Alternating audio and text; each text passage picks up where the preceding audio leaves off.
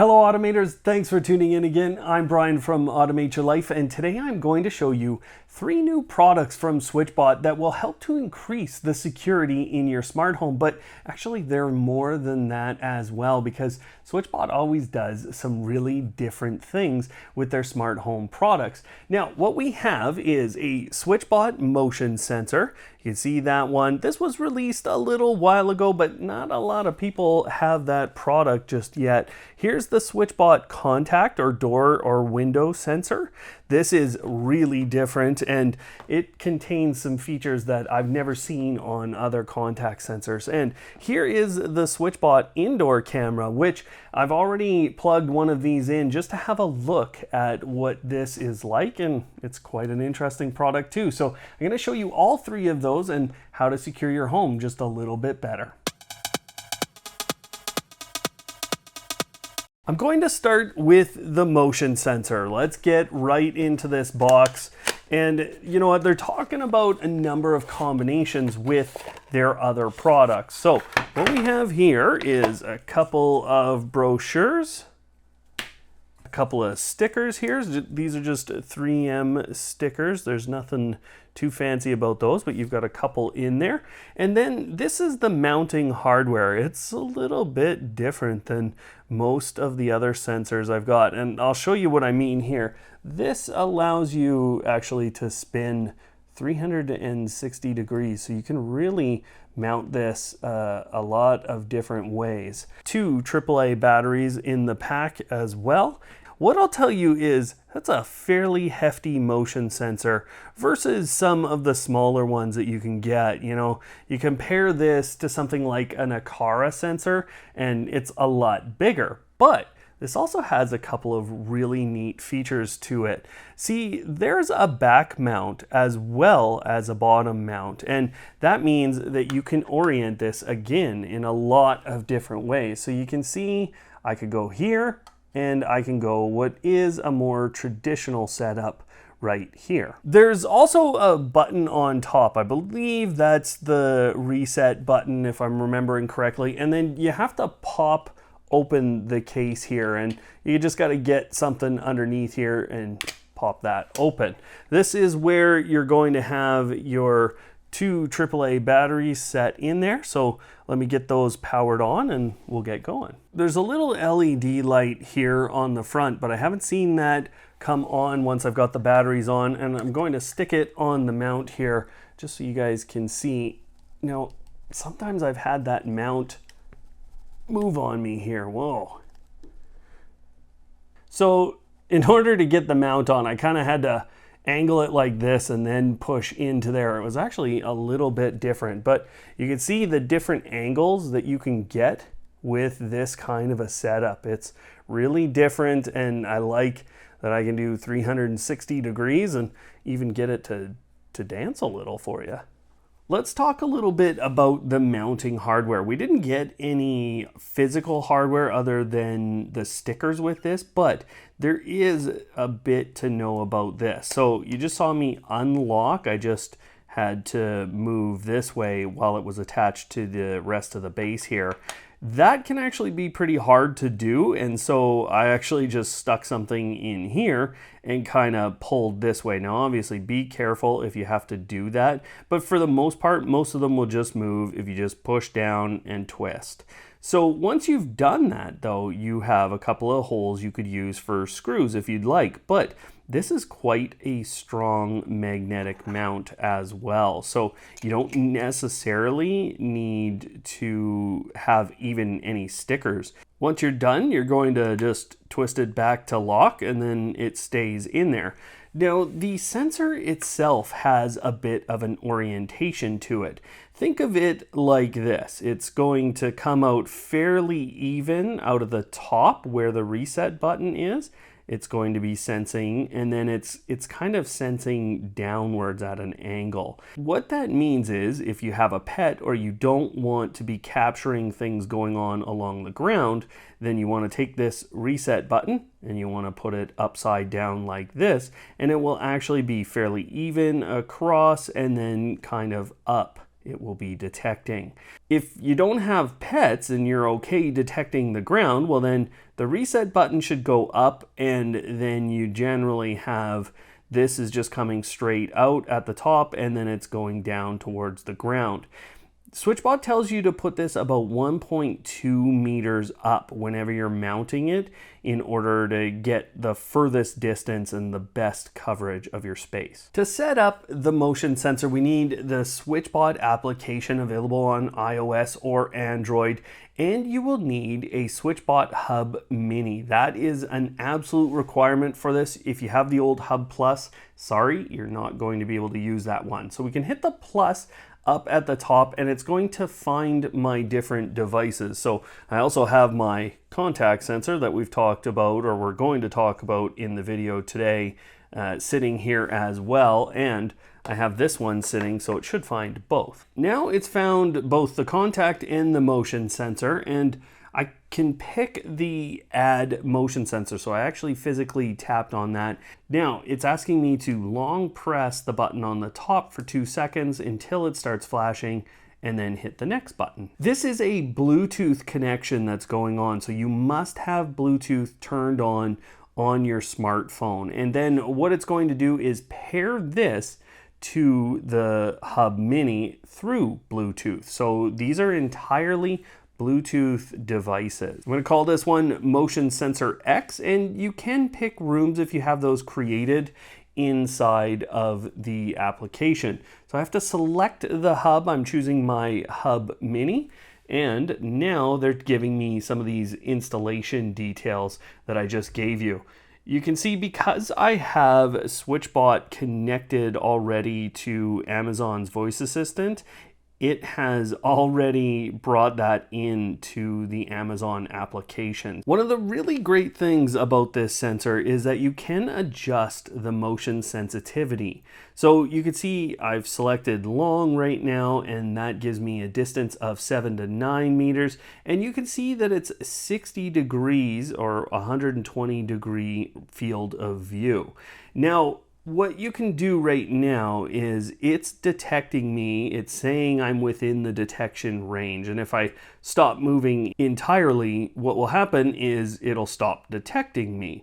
Now you can adjust to the different types of motion sensitivity. It's still saying I'm within the detection range, and medium is 3 to 5 meters.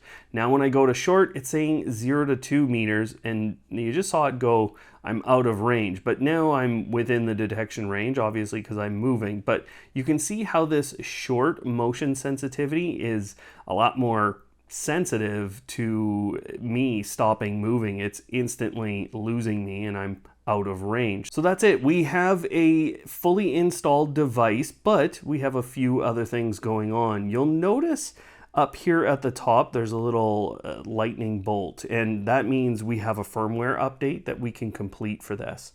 Now, we have a couple more things to configure with this, including those firmware updates. We can go get that firmware update, and once we've done that, I'll show you the rest of the settings. Now that my firmware is updated, one of the first things we want to do with this is to manage the brightness with this device. You can see it's saying it's dim in here, but it's really not dim. If it was, my camera wouldn't be behaving very well. So it's showing motion detected, and it does say how long that detection is here just on the main screen. Then we have the ability to go into the scenes or to create an automation based off of this. Plus, we have the ability to see the full log. So when motion was detected and when those ambient brightness levels change. So not only is this a motion detector, it's also ambient lighting. Now that I'm in the advanced settings tab, I can go into the motion sensor itself, change the name, and if I had more than one home set up in the SwitchBot app, which I don't even know if you can do, but if I did, I could change it there. And if I have multiple rooms, I can adjust which room it's in inside of this application, not any of the others. Notifications you're going to want to go into. If you want to allow notifications from this device, then you'll turn that on. And if motion is detected, you can get that notification. There might be some more added here over time, but for now, just so my phone's not blowing up, I'm going to change notifications to off. The indicator light is right here. And if I turn that on, then anytime there's motion sensing occurring, if it knows that motion is detected, well, then that light will turn on, and you can see right away it went on there for a second. Here's the motion sensing sensitivity setting. So this is again where you can adjust that setting we did early on. And here is the light sensor. Now this is a full calibration that you want to do. What they're going to tell you is adjust it to face the light source that's normally on in your space. So you're going to kind of angle this towards that, and my lighting source is on either side, but I'm going to do that. Now what they want you to do is to make the room dim. So I'd have to turn off all my lighting, and that wouldn't work out so well for our video here today. And then you hit calibrate, and then it's going to run you through a few steps. So turn off the lights, turn on the lights, and then it will calibrate that light sensor for you. In the settings, the cloud service, you already saw that took effect because it dropped right into Amazon's voice assistant. Now I also have these other things that are cloud-based, including the scenes and Google Assistant and if this and that.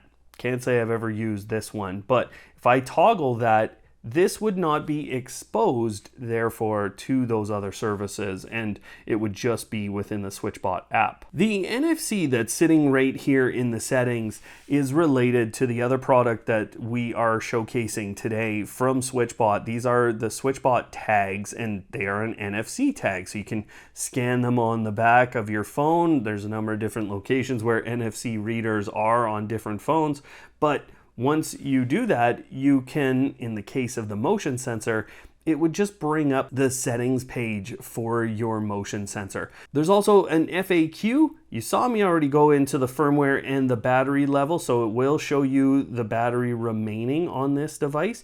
And there's a device info, which is just your MAC address for your Bluetooth network. If you need to find the motion sensor, you can tap on that. All you're getting is the little light though, so don't expect it to start screaming at you. Unfortunately, that's all you're getting, and you do have the delete button. Now, we have a motion sensor, but we haven't done any automation for it. So I've gone into the automation tab. You could go through scenes in the main part of the application, and I hit plus as well. So if I add a condition, now you can see that I have my motion sensor X down here. What's interesting about the motion sensor from SwitchBot is you can do 2 conditions just on this device alone, and then you can add other conditions to all of your automations.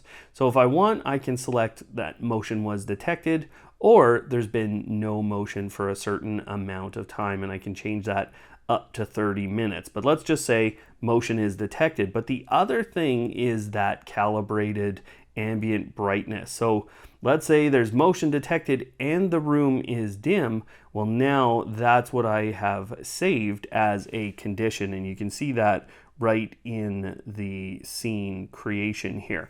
And again, if I need to create more conditions, if I only want to do something if the kitchen meter, let's say it has temperature and humidity, if I want to check that, okay, it's got to be higher than 25, then I'll do something with one of my other SwitchBot devices in my home. And we can set a valid period. So if we want to change the days that that's okay and the time period that that's okay, we can change both of those things here. If you want a notification when these run, well, there you go. And then just to save your scene, you hit the check mark here, and you can rename it if you'd like.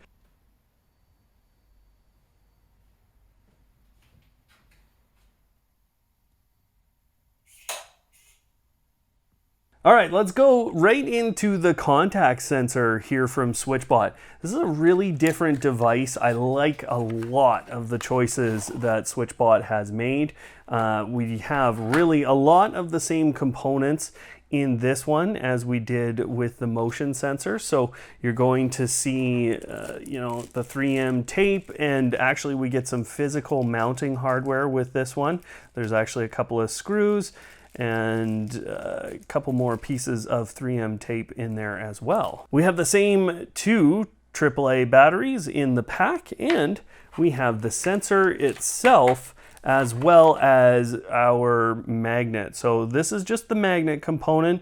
You can see it comes with 3M sticky tape. To be honest, guys, I find the sticky tape on almost every sensor that I have in my home to be too much. We don't need that much, and then I find I can't get these off if I ever need to. Now, I'm taking them off more than you are, but I use kind of a different solution for these kinds of devices than that full sticky tape on the back. Right here, you can see that there's actually a push button on the top of this, and there's an LED light. This is what a contact sensor is. Once it's clicking in or getting close together, it will read as the door or window is closed, and then when it gets further apart, it's going to read like it's opened. So I have my batteries open, but all you have to do to get this open is just push up there, and now you have an open compartment. Now I've got the batteries in there, and I did see this LED flash quickly right here, and now I'm just going to put that case back on, and we're ready to set this one up. Let's just see how far apart they need to be. You can see it just triggered way out there.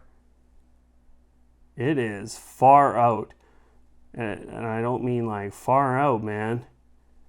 I mean, that's a long ways away. Here is the SwitchBot contact sensor in all its glory. Now, this is a pressable button, and you can see that LED reacting every time. That LED, or the sensor itself, will react every time the other half of the door gets closer or further away. One of the most interesting things about this, though, is that it is not just a contact sensor.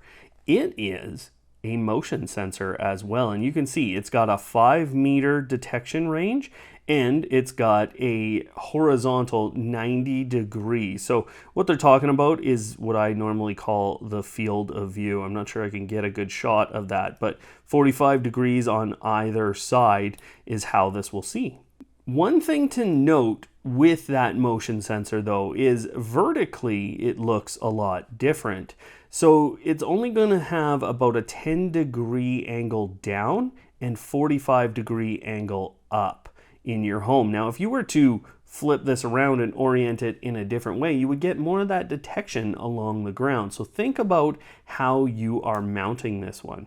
If you want to actually mount this to the wall, you're going to need a couple of things. Now, the right drill bit is obviously a big deal, but the other component here is that you need to use the backing. So you're going to punch this into the wall. You have the screw that you're going to put right through here, and you can either remove the sticker or just drill right through that, and then you will slide the contact sensor on.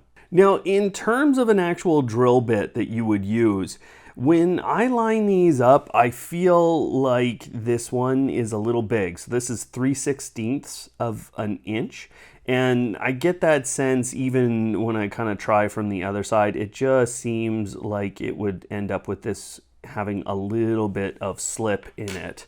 So the way I usually check is just the physical size of these two things being very close, and it's actually a little bit easier to check from this side here. So this is 5 out of 32 or 5/32 of an inch. That's a hard number to say, but that's what feels right to me. The other thing that kind of tells me is I can actually just get this to go in just that little bit. That tells me that this is probably going to be the right size of drill bit for you.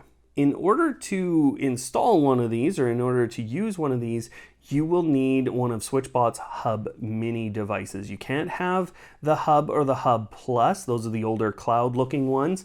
You can only have the Hub Mini at this point.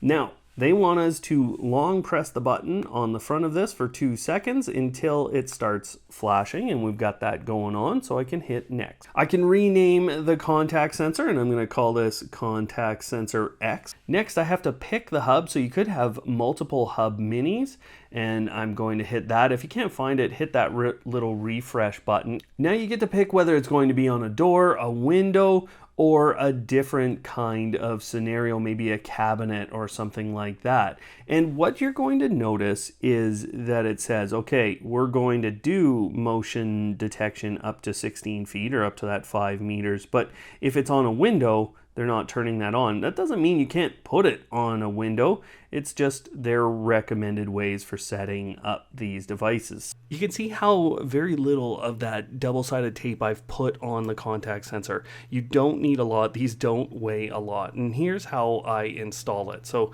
the first thing I do is I just barely put on the magnet component, and then I go and check my larger half of this contact sensor. I made a mistake on this one, so I can easily pull off the magnet and put it in a better place. Once I've done that, I can go and test, and obviously you could flip the orientation here. You're going to choose that for yourself, but I'm testing to see if that light is coming on and off as I get it close. I'm testing left to right and up and down just to make sure. Once I have it in a good place, I'm just going to do a little small push in. I don't want to totally affix it, and then I'm going to test the door, and you can see that I'm getting it really close, putting it at those different catch locations and seeing when it does trigger to say that it's closed. This allows me to get a good, accurate installation. We're all done, and now we can go into the settings for this. And again, this has a firmware update that we have to do. So I'm going to do that, and then we'll get right to the setting. The same as the motion sensor, we can go in and adjust the name, the home it's in, and the room, all within the SwitchBot application. And we can adjust whether or not we want to see that indicator light. It is quite bright, so if this is in a dark space and you don't want to see that all the time, well, then you're going to want to turn that off.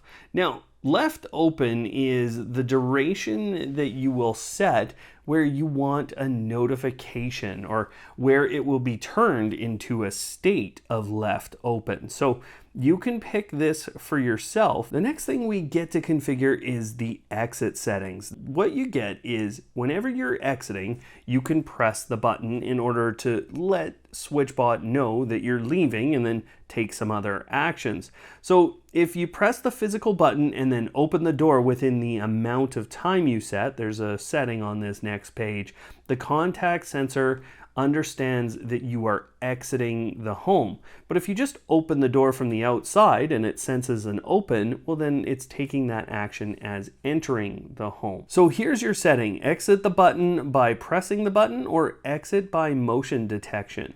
So you can choose either of the two of these, and I'm just going to choose exit by pressing the button, and then I would have to open the door within that 20 seconds that I've set there. You could set this for quite a long period of time, even up to over 10 minutes. I think the exit by motion detection is likely to be used a little bit less. I kind of like the tactile idea of actually pushing that button, but you can do it. So if motion was detected within the distance to the door, it's 3 meters in this case, then the door is opened within this set amount of time, then that can actually trigger an exit. So I'm going to set this to 20 seconds, and now we're good with that. The installation, I showed you that before. You can adjust here, and so any of those settings you chose early on, you don't have to worry about those. You can always undo them. Here's the light sensor setting, which is the same process we did on the motion sensor. Cloud service means it connects to these different services. The scenes are cloud-based, so you have to keep that in mind. If you want to be able to run automations, you need to have this on. and that will be for your Hub Mini and this device.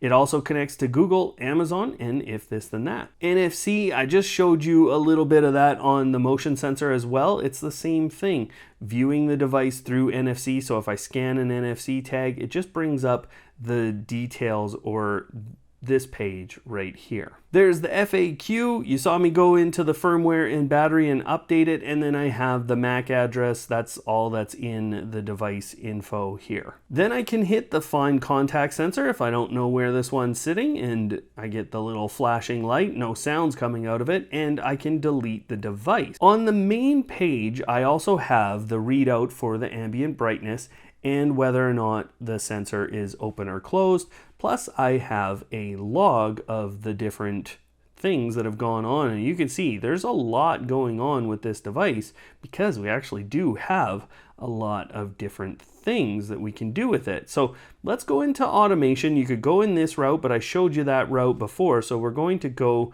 through the scenes route now, and I'm going to hit the plus at the top. Then I'm going to add a condition, and my contact sensor X is what I'm going to pick. I have a lot of different options here for my conditions.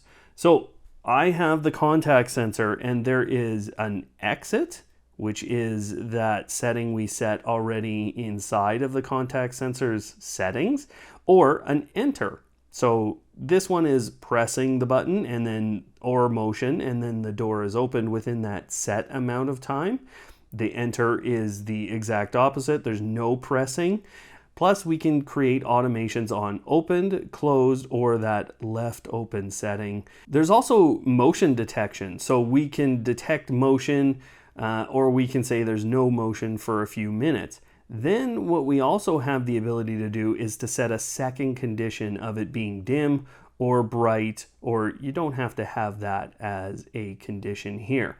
But you can only pick one of contact and one of motion detection within this. So I'll choose motion detected, and now I have that as a condition. But what I can do is go in a second time. So I hit that little plus there, and you can see that I've chosen that if motion is detected and the door is already open or it's opened, well, then I can execute a number of actions. So that is how you can get both motion and the contact sensor on a single scene. Here are a couple of the automations I've made. On the left, if either of my two contact sensors detect motion and it's dim in the room, then I turn on that front light switch. On the right, if all of the conditions are met where both of my contact sensors do not see motion for a minute, well then I turn off that front light switch. This has allowed this kind of an automation, and you can just see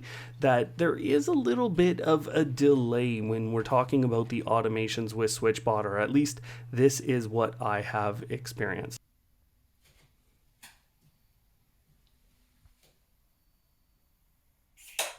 Here's what I did when I combined both the contact and the motion sensors. You can just see that it's really that same automation, just added the motion sensors into both of those. Number 3 is the SwitchBot Indoor Camera. So this is quite a different product for SwitchBot to have produced. I didn't expect them ever to come out with a camera, so this is going to be really interesting to see how they've done. So I'll start out the same way here. We have a couple of manuals from SwitchBot. That's pretty par for the course.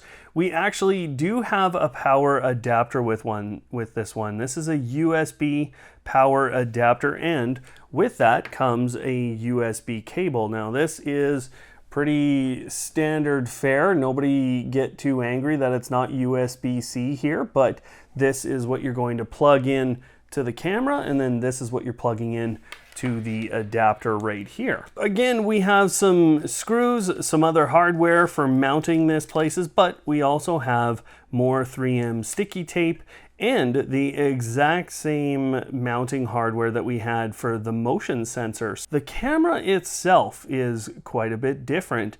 We have, I think that's a microphone port right there on the front. Of course, you have the lens, and it's well protected. I like this surface. It's It's very shiny, it's not going to show much, and you shouldn't be scratching it very well over time.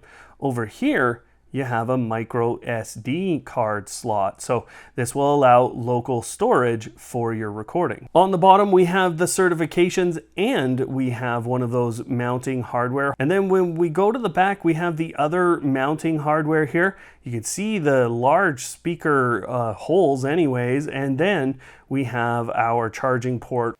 This is how the speaker sounds, but I am getting a delay. I don't think that a lot of you are going to have reason to use the camera like this unless you're mounting it against a wall. If you are, then this is going to be a really good option. But I think a lot of people are just going to stand this up on a table, and therefore we're just going to connect it in like that. And again, you have all these different angles that you can work with this on. So now we're ready to get this one set up. I'm going to show you what this is all about and what you can do with that product as well. I've already shown you the micro SD card, which I'm going to put in now. You do have to get it to click in. I did end up using a little screwdriver just to push it that extra little bit. For the camera, again, I feel like the 5/32 drill bit is going to be the right one for you here. I'm just feeling like that one is fitting right here again. The other thing you're going to need with that is to get this off of here, and this can be a struggle. You can see I can't twist this one off. So what I've had to do is actually get a smaller drill bit, get in that hole, and then I've had to push a little bit, and okay, we got it. There we go. So they can be tough to get open. Once you do, you're going to tap these into the wall after you do your drilling, and then you're going to screw these, put the screws through that mount.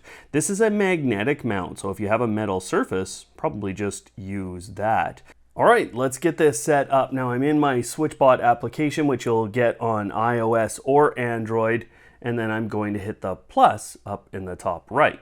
Now it's scanning for Bluetooth devices. It's found a Hub Plus, which is actually surprising. That's definitely not mine, but it should be finding an indoor camera here. If it's not, I'm just gonna actually go to add an indoor camera. It's asking if it's flashing red, and yes, and I did hear a tone.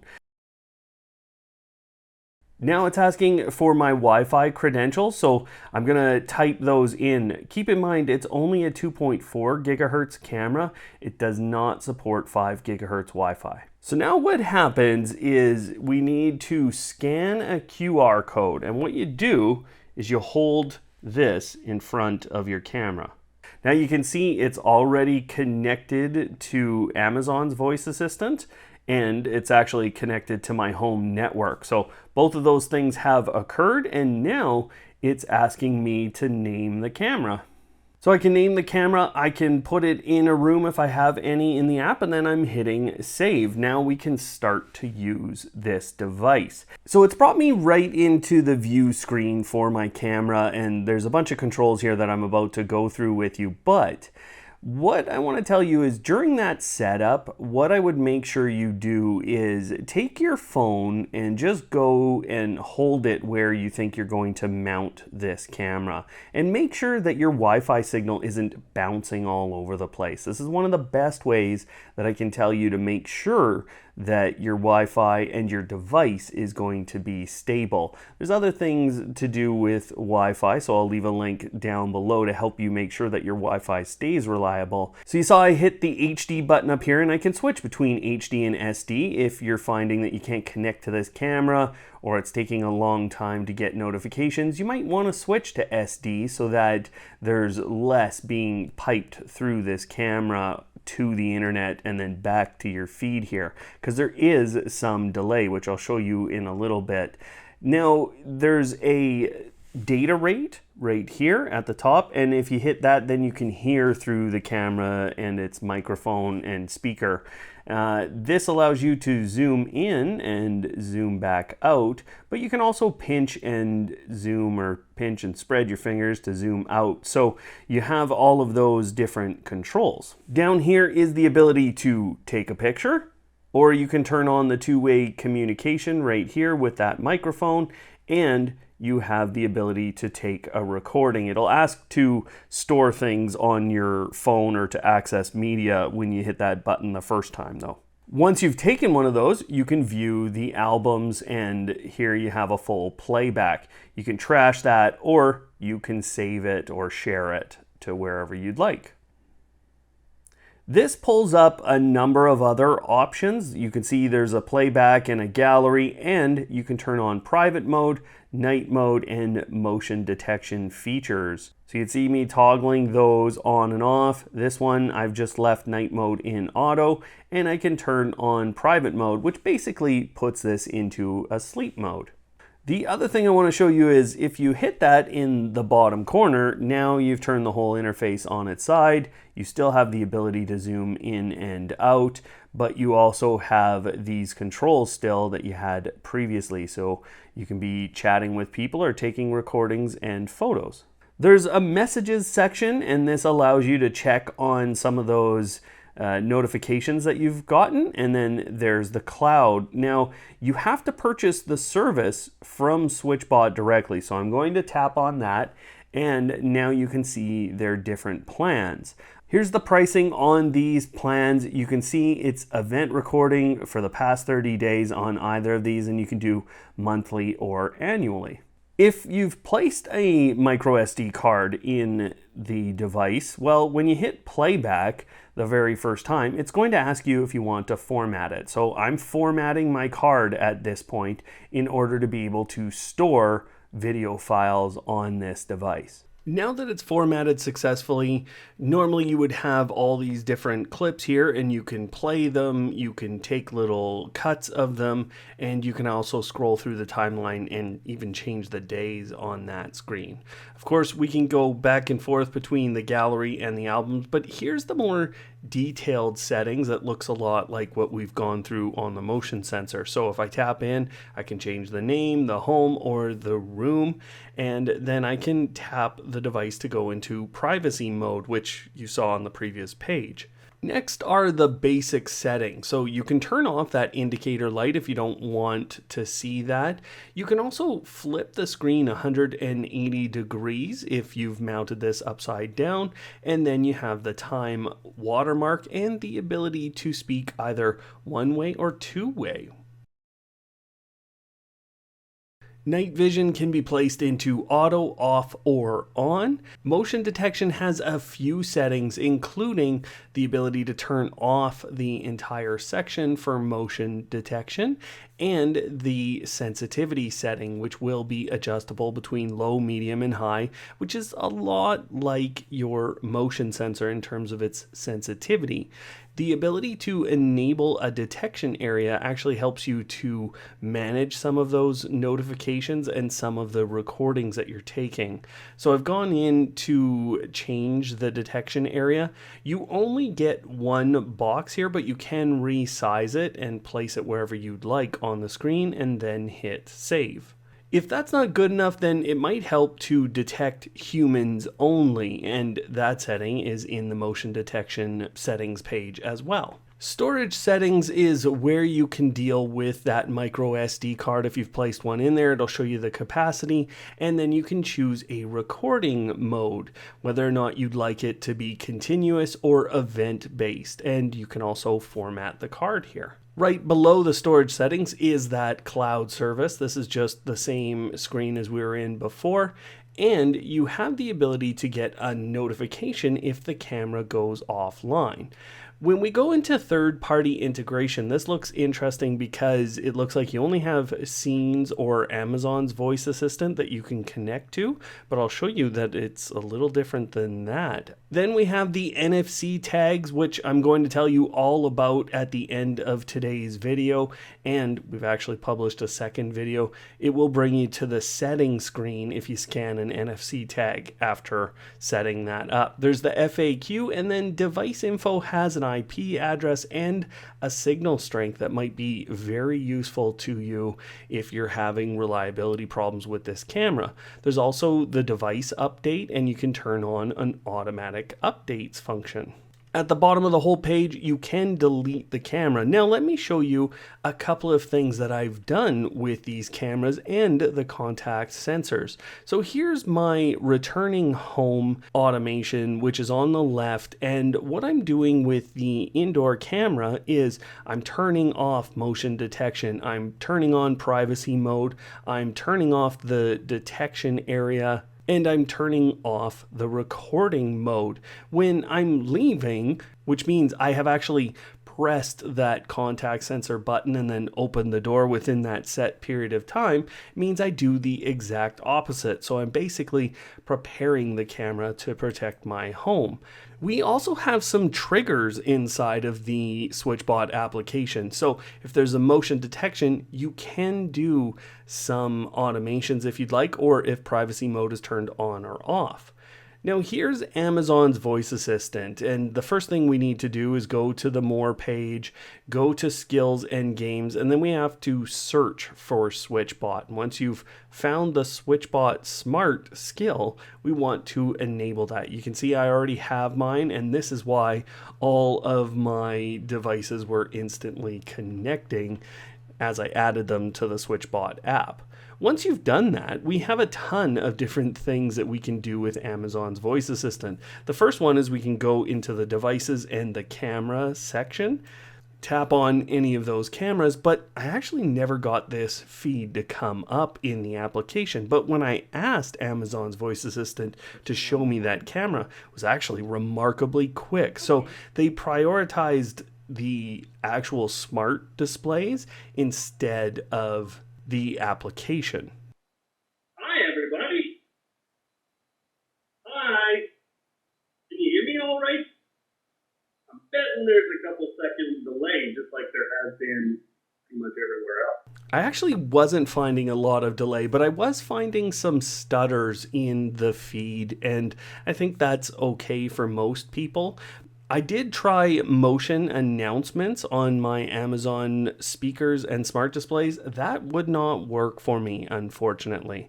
However, routines was pretty interesting with these devices. So I had the privacy mode or the security mode turning on or off as actions that I could take with that camera. And I can use these cameras as motion detectors to start routines in Amazon's voice assistant. The motion sensor was actually exactly the same in Amazon's voice assistant. It was detect or not detected for a period of time, and I could use those as triggers for routines.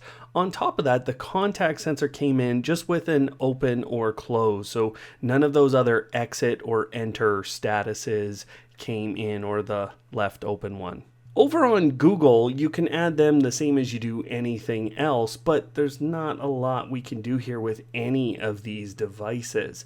However, I was able to get the indoor camera to display on my Google Nest Hub or my Google Nest Smart Display.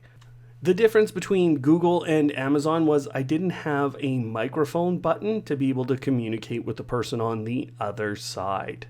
In terms of Samsung smart things, both the motion sensor and the contact sensor really did struggle to work correctly in Samsung smart things. I have a workaround video that I will leave the link to down below that will help you get that working. Otherwise, the cameras don't come in. So in terms of smart things and in terms of HomeKit as of today, these aren't really very useful devices. If this then that can still be pretty useful with SwitchBot because they give you so many options. Here is the triggers section. You can see that there's motion detected, or there is the open or closed or left open triggers. You can see that it's allowing me to pick any of my motion sensors, and it's a no motion for a certain amount of time or motion detected. On the contact sensor side, again, I can choose any of those, but I don't have that exit or enter option for this trigger. On the action side, it's going to be more around the bots and the curtains and your IR controlled devices, but I did find one thing that might be very useful.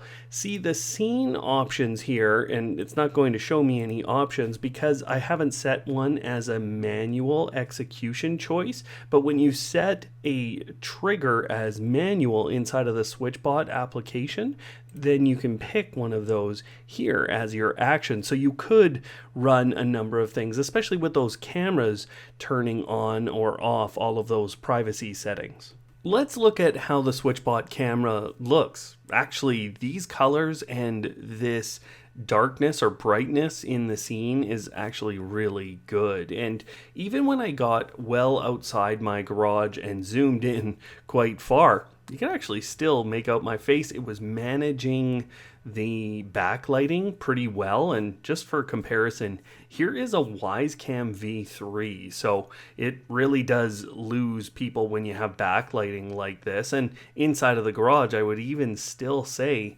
that SwitchBot looked a little bit better in terms of how it managed not so great lighting situations. So here's the SwitchBot again. You can see that you can make out a little bit more and the resolution is good enough.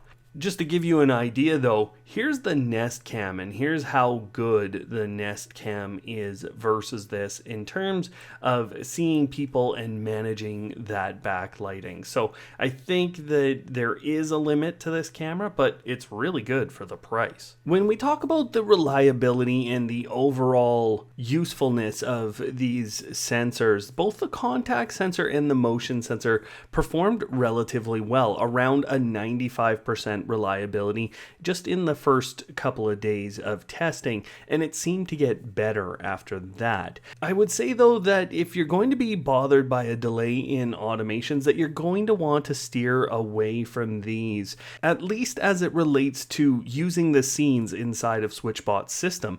It was actually a faster response using it with Amazon's voice assistant.